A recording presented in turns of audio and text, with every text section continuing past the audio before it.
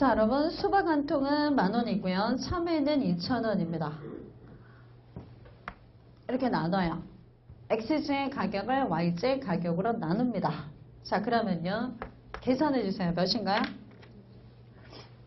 5죠. 분모는요? 1분의 5죠. 5입니다. 5. 자, 5라는 건 개수입니다. 5개죠. 5원은 아니잖아요. 5개 여러분. 자, 그러면 금싸라기 참외 하나가 2,000원. 달고나 수박이 10,000원이에요. 이 5라는 표현은 무슨 재화를 5개 살 수 있다는 뜻일까요? 그걸 참외네요. 얘는 2,000원이고 얘는 10,000원이니까 그러면 수박의 가격이 10,000원이잖아요. 10,000원으로 살 수 있는 무슨 제 양을 나타낸 거죠? 참외 양을 나타낸 거예요. 수박이 10,000원이잖아요. 참외가 2,000원이죠. 그 10,000원으로 2,000원짜리 수박 몇 개 사요? 5개. 그 사람은 10,000원짜리 수박 1개와 참외 몇 개가 교환된다는 뜻이에요. 5개가 반대로 교환된다라는 의미입니다. 그러면 5개는 참외와 수박이야? 참외 양으로 나타낸 참외 2,000원짜리 5개는 얼마야? 10,000원 아니에요? 무엇의 가격일까요? 수박의 가격입니다. 자, 다시 갑니다. 무슨 양으로 나타낸 수박의 양으로 미안해요. 참외 양으로 나타낸 무슨 제 가격이야? 수박의 가격에서 암기합니다. 저 보세요. PY분의 PX잖아요. 분자에 있는 것이 정답이야. 무슨 제 가격이야? X제 가격. 얘 가격입니다. 5는 무슨 제 가격이라고요? 수박 가격. 무슨 제 양으로 나타내? 왜요? 경제학에서 사용하는 모든 개념은 기회비용의 개념이에요. 수박을 사면 뭘 포기해요? 참외를 포기하잖아요. 무슨 제 양으로 나타냈어요? 참외 양으로 나타냈어요. 무슨 비용으로요? 기회비용의 관점에서 모든 걸 표기하기 때문에 그래요. 수박 1개를 사면 참외 몇 개 포기한다고요? 5개. 포기한 참외 양으로 표시한 무슨 제 가격? 수박의 가격이라는 뜻이에요. 자, 모르겠으면 PY분의 PX는 분자에 있는 재화의 가격입니다. 일단 이 자체를 시험에 물어보진 않아요. 이해용으로 설명드린 겁니다. 자, 시장 가격 다 설명드렸고요. 가격의 기능 필요 없습니다. 시험용이 아니에요. 됐고요. 자, 집에 가셔서는 3번 쉬는 시간에요. 3번도 풀어보셔야 되고 5번 이런 거 꼭 풀어보셔야 돼요. 이런 계산을 미리미리 할 줄 아셔야 됩니다. 6번도 꼭 풀어보셔야 되고요. 9번도 꼭 풀어보셔야 되고요. 10번은 조금 어렵습니다. 10번은 일단은 보류. 얘는 이제 고급 난이도일 때 필요한 아이디어라서 일단 보류하시고요. 안 풀려도 크게 여러분 좌절할 필요 없다라고 보시면 됩니다.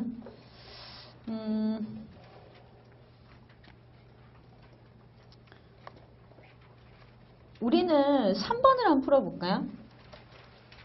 자, 수요 및 공급과 관련된 다음의 설명 중에서 옳지 않은 겁니다. 상품 가격의 하락과 시장 내 구매자 수요의 증가는 수요 곡선을 같은 방향으로 이동시킨다. 틀렸죠? 가격의 하락은 곡선 상의 이동이죠. 구매자 수요의 증가는 곡선 자체 이동이죠. 이미 틀렸네요. 그죠? 같은 방향으로 움직이는 게 아니라는 거죠. 2번 초과 공급은 가격을 하락시키고 초과 수요는 가격을 상승시킨다. 맞죠? 그냥 머릿속에 무조건 들어있어야 돼요. 균형 가격보다 위쪽은 뭐죠? 초과 공급, 하방은 초과 수요. 3번 생산 기술의 향상은 열등제의 공급 곡선도 오른쪽으로 이동시킨다. 맞습니다. 여러분 기술 진보는 열등제, 정상제를 구별하지 않아요. 열등제, 정상제를 구분하는 기준이 되는 잣대는 소득입니다. 열등제라는 표현은 여기선 트릭이에요. 열등제, 정상제가 제대로 효과를 나타내려면 무엇이 변할 때만이야? 소득이 변할 때만이야. 근데 기술 진보가 일어나면 정상제, 열등제 무관해요. 무관하게 생산이 어때요? 증가. 공곡선 우측 이동입니다. 그래서 3번 맞았고요. 4번 어떤 열등제, 이것도 트릭이에요. 어떤 열등제, 보완제 가격이 상승하며 열등제라 해놓고 소득을 준 게 아니잖아요. 보완제를 줬잖아요. 얘가 포인트란 뜻이에요. 자, 어떤 열등제, 보완제의 가격이 상승하면 열등제의 수요 곡선은 왼쪽으로 이동한다. 보완제는 수요 곡선이 반대로 움직이는 거 맞잖아요. 그러면 보완제의 가격 오르면 수요 곡선은 감소해야 되니까 좌측 이동이 맞는 거죠. 이해됐나요? 네. 그렇게 열등제와 정상제는 반드시 뭘 줘야 돼요?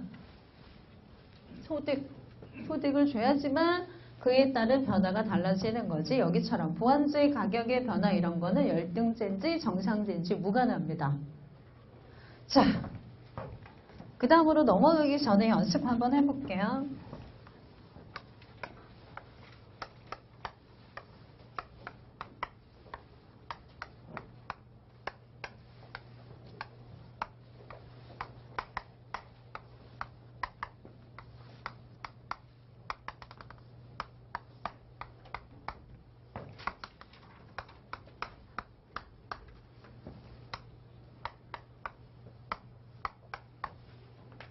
자, 수요 곡선이 여러분 D0에서 D1으로 가면 D0에서 D1으로 가면 이거죠. 우측 이동, 좌측 이동. 이거 모르시는 분 없죠? 이거 모르면 병원 가야 됩니다. 그래서 이거 오른쪽 우측 이동, 이건요 좌측 이동. 얘가 무슨 이동? 우측 이동. 얘가 좌측 이동. 자, 공급의 뭔가요? 증가, 우측 이동. 수요의 뭔가요? 증가, 우측 이동. 맞습니다. 수요의 뭔가요? 감소, 좌측 이동. 공급의 감소, 좌측 이동 맞아요. 그러면 좌우를 기준으로 보는 건 판단 방법이 똑같은데 상하로 갑니다. 자, 수요의 증가는 얘 기준 상방 이동, 하방 이동. 상방으로 올라갔잖아요. 수요의 감소는 하방 이동. 좌측, 하방 이동 이렇게 표현합니다. 자, 공급의 증가는 우측 상방 이동이야, 하방 이동이야? 하방 이동이네요. 다르죠? 얘는 우측 뭔가요? 상방. 얘는 우측 뭐라고요? 하방 이동. 공급의 감소는 좌측 뭐죠? 상방 이동. 이거 암기하는 거 아니에요, 여러분? 보세요. 그냥 눈으로 확인하면 돼요.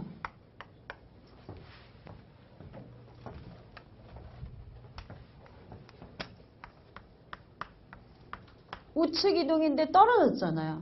뭐라고요? 하방 이동 이렇게 표현합니다. 근데 원래 좌우 이동에 맞지 상하 이동이라면 틀려요. 왜냐하면 얘가 이동을 할 때는 가격과 무관하게 가격 외에 요인이 변한 거고 가격은 변화가 없거든요. 그래서 좌우로 이동하는 게 맞는데 얘네들이 문제를 낼 때 상하 이동이라고도 해요. 상방, 하방 이동 하면 헷갈려요. 나중에 이걸 질문하신 분도 있어요. 선생님 상하방 이동은 뭡니까? 이렇게. 왜냐면 이유는 간단해요. 균형이 이동이 일어나잖아요, 여러분. 곡선이 이동이 일어나면 둘을 동시에 고려했을 때 무슨 일이 일어날 수 있어요? 가격이 오르는 상하방 이동이 동시에 일어나기 때문에 그래요. 그래서 우측 좌측 이동이라고도 쓰지만 상하 이동이라고도 쓰니까 그걸 암기하지 마시고 좌우만 아시면 되고요. 보고 올라간 수직축 기준으로 보시면 돼요. 올라갔네. 얘는 떨어졌네. 이런 식으로 그냥 받아들이시면 됩니다. 상하방 이동이라 하더라도 내가 고민하지 않는다라는 차원에서 말씀드렸고요. 꼭 5번, 6번 계산 문제 풀어보셔야 돼요. 자, 49페이지로 가겠습니다. 탄력성. 탄력성에 여러분 별표를 100만 개를 해주세요. 오늘 안에는 다 못하겠죠. 왕별표입니다. 여기는. 그냥 별표가 아니에요. 왕별표를 하셔야 돼요. 재정학에서 탄력성을 수도 없이 알고 있다는 가정하에 그냥 막 써 얘네들은. 그래서 우리는 그거를 정확하게 암기를 하고 계셔야 됩니다. 탄력성의 개념부터 결과까지 다 아셔야 돼요. 그래서 이 파트가 조금 어려워합니다. 사람들이. 이 파트만 잘 넘기시면 또 괜찮아져요. 자, 맨 밑에 빈 공간이 있네요. 거기다 쓰겠습니다.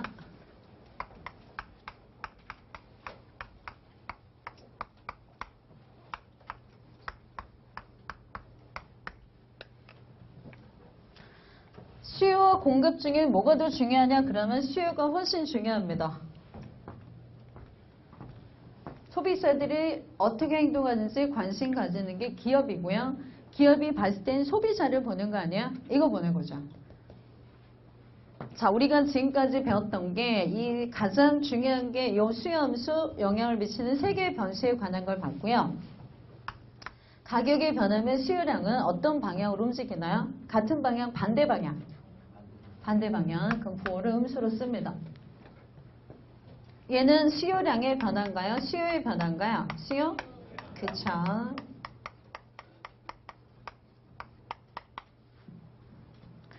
자, 그 다음에 여러분 이 두 변수는 외생 변수니까 수요량이 아니라 무엇의 변화죠?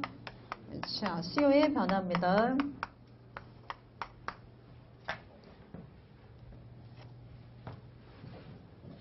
자, 소득하면 무슨 변수가 떠올라야 될까요? 소득하면 떠오르는 거. 정상세, 열등세.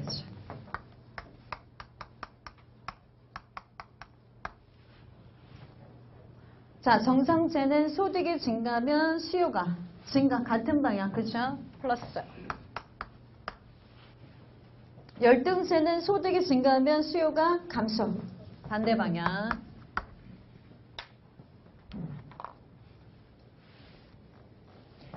얘와 얘의 방향이 같냐 반대냐 이 말입니다. 독립 종속 변수의 변화 방향이에요. 자, 연관제의 가격하면 뭐가 떠올라야죠?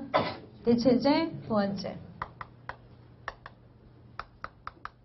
대체제는 콜라 사이다. 콜라 가격 오르면 콜라 안 먹고 사이다 소비 증가합니다. 같은 방향 대체제. 보완제냐? 반대 방향. 자, 지금까지 우리가 본 거는 독립 변수가 충격을 주면 종속 변수가 어떤 방향으로 변화하는지 변화만 봤습니다. 어떤 방향으로 변화하는가. 그렇죠? 근데 가격이 오르니까 소비자가 소비를 줄여요. 얼만큼 줄일까요? 조금이냐? 많이 줄이냐에 따라서 기업의 뭐가 달라질까요? 매출액이 달라집니다. 그러니까 가격을 어떻게 조정하는지는 기업의 입장에서 굉장히 중요한 관건이 될 수밖에 없어요. 그러면 내가 기업의 입장에서 가격을 조정하면 소비자가 얼만큼 반응하는지를 알고 싶을 거 아니에요. 반응도, 크기를 알고 싶어요. 걔가 여러분 탄력성의 개념이야. 탄성의 개념이다 이 말이야. 반응도, 민감도다 이런 뜻입니다. 그래서 변화 방향뿐만 아니라 무엇까지 추가로 알고 싶다. 크기를 알고 싶다. 그래서 추가로 살펴보는 개념이 뭐라고요? 탄력성의 개념입니다. 탄력성은 탄성의 개념, 물리학에서 가져온 개념입니다. 독립 변수가 1% 충격을 빵 줘요. 얘가 충격을 주면 얘가 변할 거 아니야? 그 크기를 알고 싶을 때 쓰는 개념이 탄력성입니다. 이해되시죠 여러분? 우리가 이런 거 똑같아요. 감기가 왔을 때 아플 때 유난히 아파하시는 분이 있고 똑같은 강도에도 뭐 이 정도 가지고 아프다 그래 하시는 분이 있잖아요. 이게 크기, 민감도가 다르다는 얘기예요. 그러니까 무조건 민감도, 탄력성을 알려면 무슨 변수가 변해야 돼요? 독립 변수가 충격을 주고 그때 종속 변수가 얼마나 충격을 받는지를 캐치해내는 게 탄력성입니다. 기업은 이것들에 대해서 굉장히 민감하게 관심을 가져요. 그럼 소득이 변하잖아요. 이게 호황과 침체예요. 소득 수준이 높아지는 건 호황일 때, 낮아지면 침체일 때 소비자들이 반응하겠죠. 그거에 따라서 전략을 다시 짜야 되거든요. 자기가 그러면 콜라를 파는데 사이다 가격이 변하잖아요. 그럼 자신의 재화에 영향을 미치겠죠. 전략을 다시 짜야 돼요. 그래서 자신들의 매출액과 연결된 마케팅 전략을 짜는데 탄력성이 매우 중요하다는 얘기예요. 그래서 관심을 갖는 변수일 수밖에 없습니다. 탄력성이었고요. 자, 그러면 얘네들이 여러분 퍼센테이지가 단위입니다. 1% 변할 때 얘가 몇 퍼센트 변하는지를 보여주거든요. 그래서 단위는 퍼센테이지예요. 여기까지 교재 정리 좀 할게요, 여러분. 49페이지 1번 탄력성이란 일반적으로 독립 변수가 1% 변할 때 종속 변수가 몇 퍼센트 변한지 나타내는 지표입니다. 그래서 단위가 뭐라는 거죠? 퍼센테이지다 라는 의미를 갖고 있고요. 첫 번째 개념이 나왔네요. 수요의 가격 탄력성. 자, 보세요. 너무 중요해가지고.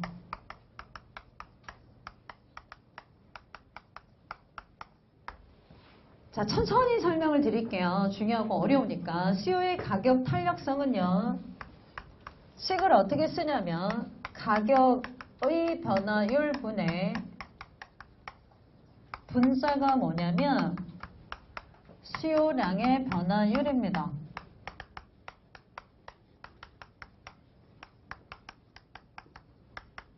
자, 여러분 저를 보세요.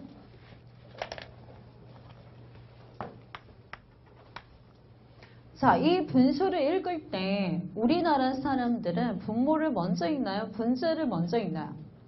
분모 어떻게 읽으세요? 미국 애들은요? 이렇게 읽죠. 토익 700. 토익 700은 분수 정도는 가뿐하죠. 미국 애들은 분수를 읽을 때 우리랑 다르게 분자를 먼저 읽습니다.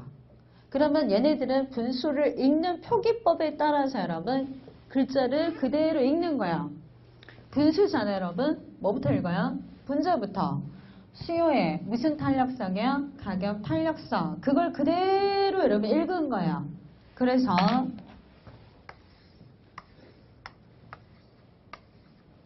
무슨 말인지 되시죠? 근데 수요하고 수요량은 같아요? 틀려요?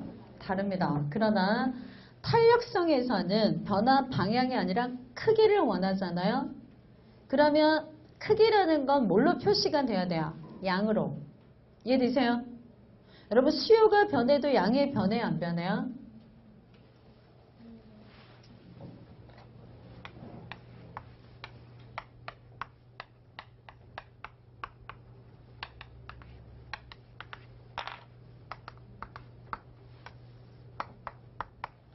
A에서 B로 가도 양이 변하죠.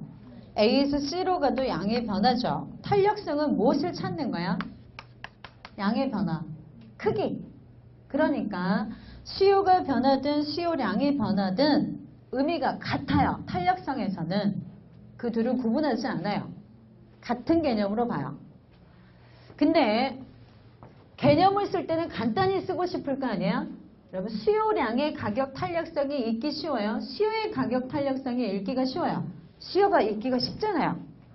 근데 무엇을 보여줘야 돼요? 양을. 그래서 탄력성은 수요와 수요량을 구분하지 않습니다. 똑같이 써요. 그리고 표기법은 자기 편한 대로 해요. 자, 수요량 같은 개념이야. 수요의 뭐라고요? 가격 탄력성 이렇게 읽습니다. 앞에 있는 게 어디로 가요? 분자로. 뒤에 있는 게 어디로 가요? 분모로 갑니다. 분수 표기법에 따라서. 이해되세요? 네. 자, 그러면요. 저를 보세요. 방법이요. 똑같거든요, 여러분. 똑같은 방법을 익히시면 돼요. 경제학은 패턴이 비슷해요. 수요의 뭐라고요? 가격 탄력성. 이렇게 읽었죠? 앞에서부터 뒤로 읽었습니다. 수요의 가격 탄력성 읽었는데 충격을 주는 애는 누구예요? 가격에 충격을 주는 거죠. 얘가 1% 충격을 주면 얘가 몇 프로 영향을 받느냐를 찾는 거예요. 읽을 때와 충격을 주는 방향은 반대입니다. 자,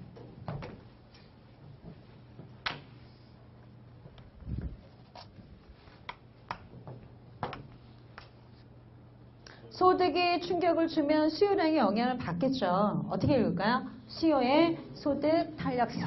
이거야. 패턴 똑같잖아요. 그러면요. 수요 뒤에 있으니까 쓰지 마세요. 수요의 소득 탄력성은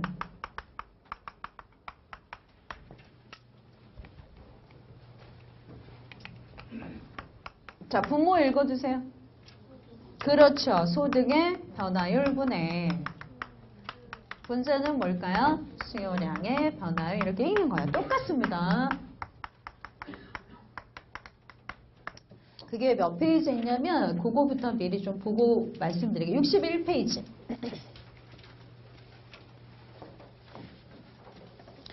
수요의 소득 탄력성과 교차 탄력성 찾으셨죠? 그겁니다. 수요의 소득 탄력성을 제가 말씀드렸고요. 이제 저를 보세요. 이거.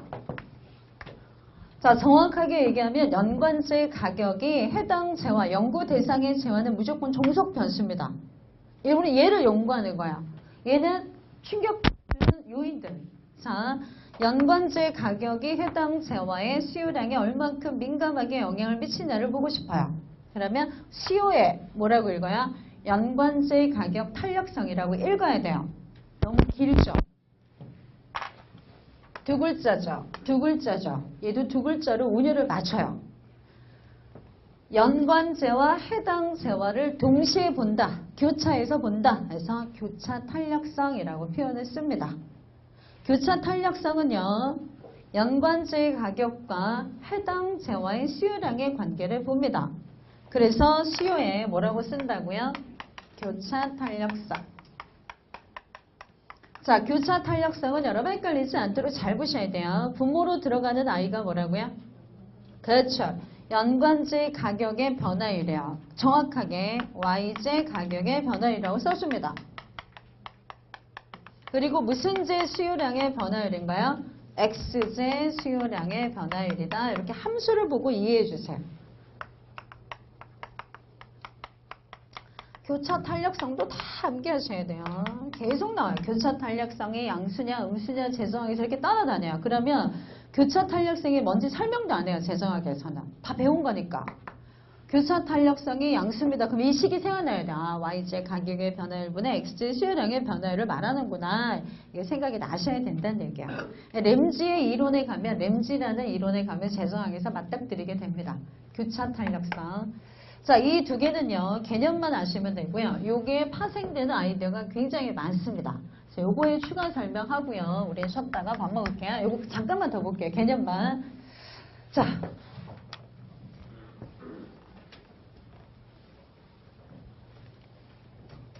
자, 여러분이 아시는 건데 모른다고 착각하고 있기 때문에 제가 설명을 다시 드립니다. 어떤 재화의 가격이 최초의 가격이 100원이었어요, 여러분. 근데 가격이 P1입니다. 200원으로 변했어요. 가격이 몇 배 올랐나요? 2배 올랐죠? 다 아시잖아요, 제가. 두 배나 비싸졌네? 몇 퍼센트 올랐을까요? 100% 올랐죠? 2배면 100% 아니야. 이거 다 알고 계시는 거잖아요. 이걸 식으로 써보겠습니다. 자, 원래 가격 얼마인가요? 100원. 가격의 변화분 얼마인가요? 이 변화분 100원이죠. 자, 그럼 값이 몇인가요? 1입니다. 원래 가격분의 가격의 변화분 하면 변화율이 돼요. 근데 퍼센테이지로 나타내고 싶다. 그럼 뭘 곱하면 돼요? 1이니까 퍼센테이지 100 곱하니까 몇 프로 변했다고요? 100%. 다 아는 거죠? 아까 가격이 100원에서 200원 되면 2배로 올랐고 100% 변했다고 답하셨잖아요. 그걸 식으로 표현해 본 것 뿐입니다. 그러면 원래 가격분의 삼각형은 변화분을 말합니다. 변화분을 원래 가격으로 나누면 얘를 뭐라고 한다고요? 변화율. 걔를 100을 곱하면 퍼센테이지에 뭐라고요? 변화율이 됩니다. 자, 그러면 가격의 변화율이잖아요. 그럼 어떻게 표현하자고요? 원래 가격분의 뭐라고요? 변화분. 변화분. 이건 뭐라고요? 변화분. 변화분을 원래 값으로 나누면 뭐가 된다고요? 변화율. 단위가 뭐라고요? 퍼센테이지. 그렇죠? 자, 그러면 수요량의 변화율은 원래 수요량 분의 수요량에 뭐 하면 될까요? 변화분. 퍼센테이지니까 뭘 곱할까요? 자, 그런데 분자 분모에 다 100이 곱해져 있으면 약분하면 되잖아요. 굳이 곱할 필요가 있다 없다? 없어요. 그러면 값이 나올 거 아니에요?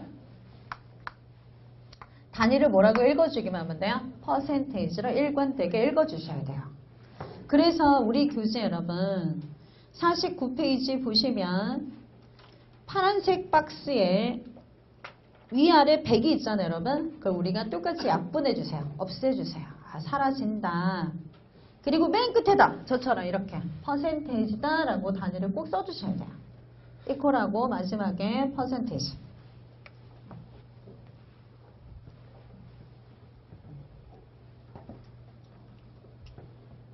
자, 저를 보세요, 여러분. 값이 2%가 나왔어요. 값이 2가 나왔어요, 여러분. 2%가 나왔습니다. 근데 저를 잘 보셔야 돼요. 이거 안 어려워요. 가격이 여러분 100원에서 200원으로 오르잖아요. 그러면 100원에서 200원으로 오르면 플러스 100이야? 마이너스 100이야? 변압은 자 수요량이 여러분 그렇게 안 나오겠는데? 2가 안 나오겠는데? 그러면 그냥 합시다. 2 아니에요. 그냥 만들게요. 원래 10개였어요. 소비량이. 5개로 줄었어요. 변화분이 5개죠. 플러스 마이너스.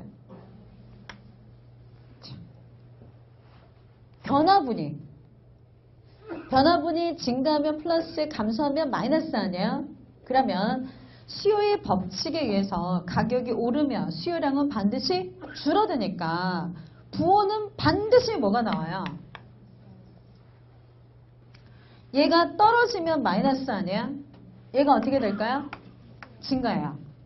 맨날 이들은 반대로 움직인다는 얘기야. 부호가 무조건 마이너스가 되게 돼 있어요. 이해되시죠? 그럼 여러분 값이 마이너스 2가 있고 마이너스 5가 있다 이 말은 이거죠. 가격이 몇 퍼센트 변했을 때 1% 수요량이 몇 프로 반응해요? 얘가 1% 변했을 때가 5% 반응한다는 뜻이거든요. 에? 1% 기준이니까. 그러면 가격이 1% 하락하면 수요량이 몇 프로 증가? 2% 증가해요. 가격이 1% 오르면 수요량이 몇 프로 감소해요? 2% 감소해요. 무조건 반대로 해석을 해줘야 돼요. 그냥 우리가 보고 해석을 그렇게 해야 돼요. 근데 자 잘 보세요. 자, 첫 번째 수요의 법칙에 의해서 탄력성은 무조건 마이너스 값이 나옵니다. 그러면 마이너스 2하고 마이너스 5가 나왔어요. 우리가 여러분 원래 숫자 마이너스 2와 마이너스 5 중에는 원래 숫자는 어떤 게 큰 거예요? 마이너스 2가 큰 거잖아요. 0에 가까워야지 큰 거 아닙니까? 근데 탄력성은 마이너스 2가 커요? 마이너스 5가 커요? 이거 더 민감하게 반응한 거 아니에요? 1% 대비 얘는 5% 반응, 얘는 2% 반응해요. 그러면 수학과 경제학이 또 충돌했죠. 뭘 버릴까요? 수학을 버려요. 그래서 탄력성의 진정한 의미를 찾기 위해서는 수학적인 마이너스 부호가 의미가 없죠. 무슨 값을 취해줄까요? 절대값을 취해줍니다. 그 말은 마이너스를 하나 곱해서 플러스로 만들어준다 이런 뜻이에요. 그래서 수요의 가격 탄력성 식 앞에 여러분 마이너스 부호가 보이세요?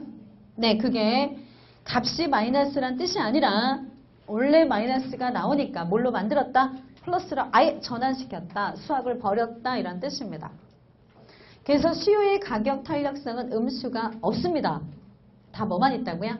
양수만 있습니다. 음수가 없습니다. 자, 그래서 다시 해석 들어갑니다.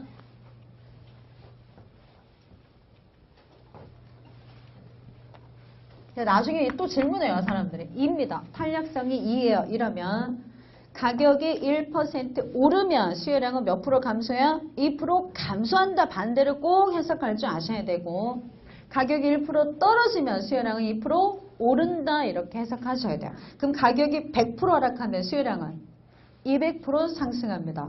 이해되시죠? 1% 기준으로 해석하는 거니까. 됐습니다. 절대값 취해서 나온 개념입니다. 자, 그러면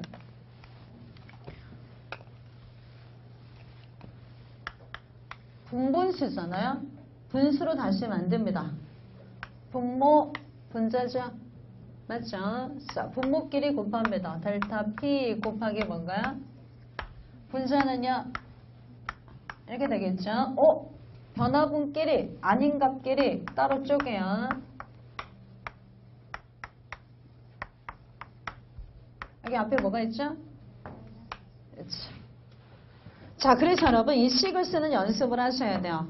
우리가 탄력성은 일레스티시티라는 영문 표현의 이니셜과 똑같은 수학적 기호인 입실론이라는 용어를 가져옵니다. 어떻게 읽는다고요? 입실론이라고 있고요. 재수학에서 이 기호를 계속 씁니다. 입실론이라고 쓰고요. 뭐가 먼저 변해야 돼요? 가격. 그 다음에 뭐가 변할까요? 수요량. 그 이분이 먼저 내려와요. Q분의 뭐예요? P 반대로 올라갑니다. 이렇게 연결해서 암기해 주세요. 이 식을 계속 쓰는 식이니까 얘도 암기, 얘도 암기입니다. 그래서 별표. 그 파란색 박스 별표합니다. 자, 탄력성. 오른쪽 CO의 가격 탄력성 입실론이라고 읽는다 있고 여러분 탄력성에 동그라미 좀 치시고요. 민감도 반응도라고 좀 써두세요. 민감도 반응도. 얼만큼 민감하게 반응하느냐 그 정도를 나타냅니다.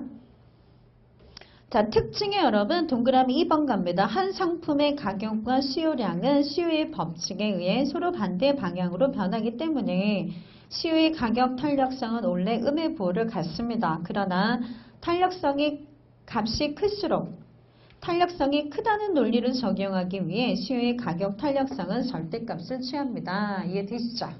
그래서 한 장을 넘기시면 체크 포인트는 안 보셔도 돼요. 우리한테 큰 의미 없습니다. 9번 수요의 가격 탄력성은 0과 몇 사이의 값을 가진다고요? 무한대입니다. 그러니까 음수가 없다는 뜻이야. 그래서 쓸까요? 거기다 9번 옆에다. 9번 옆에다 땡땡. 탄력성은 가장 작은 값이 몇이라고요? 0. 제일 큰 값은요? 무한대까지 갑니다. 이렇게 쓰세요. 음수가 없습니다.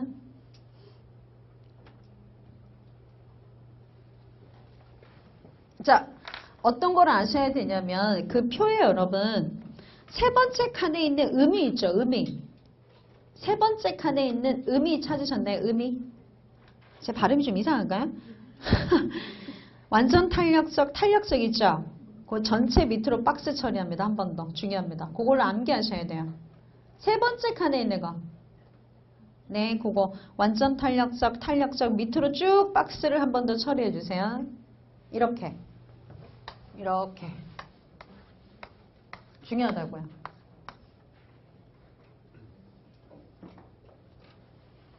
자, 여기 보세요, 여러분. 자, 계속 배울 건데 여기까지만 하고 쉬겠습니다. 탄력성이 여러분 1일 때 단위 탄력적이라고 한다. 이거 암기입니다. 이거 암기예요. 암기라고 꼭 표시해 두셔야 돼요. 단위 탄력적. 가격의 변화율과 여러분 무슨 변화율이 똑같을까요? 수요량의 변화율이 같을 때 1이잖아요. 얘가 2% 변하면 얘도 몇 프로? 2% 변하는 거죠. 이름을 단위 탄력성이다 이렇게 말합니다. 자, 1을 기준으로 탄력성이 1보다 커요. 1보다 커요. 그러면 가격에 충격이 오면 얘보다 얘 변화의 정도가 어때요? 훨씬 크다는 얘기죠. 가격이 어떻게 반응해요? 민감하게. 민감하다 그러면 탄력일까요? 비탄력일까요? 탄력적 이렇게 표현합니다. 단위를 빼요. 탄력적. 1보다 반대로 적으면 B자를 붙여요. 비탄력적이다 이렇게 말합니다.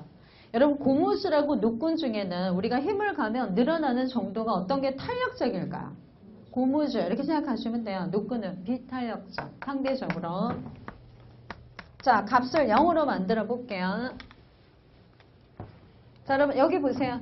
0이라는 말은 이 전체 값이 0이라는 말은 분자가 0일 때이지 않을까요? 그럼 가격이 막 충격을 때리니까 수요량이 어때요? 안 변해. 불변. 값이 0이라는 뜻이 아니라 변화분이 0이에요.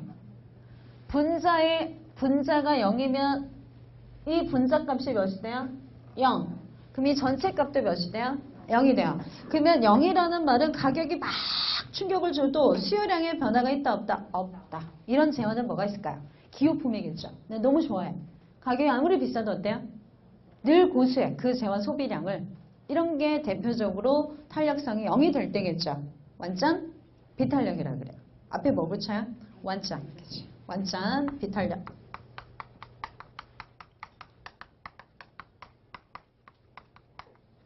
그럼 뭔지 몰라요. 아직. 무한대요. 그럼 뭐라 그럴까요? 완전 탄력적. 이렇게 가져오는 거죠. 운율을 맞춰줘요. 완전 탄력적. 여기까지 하고요. 요거 자세한 얘기는 점심 먹고 설명을 드리도록 하겠습니다. 가장 졸리는 시간에 가장 어려운 걸 할 것 같네요. 저희는 53분인데요. 55분 다 돼가는데 2시에 그냥 뵙겠습니다. 1시간 정도 쉬시고 2시에 뵐게요, 여러분.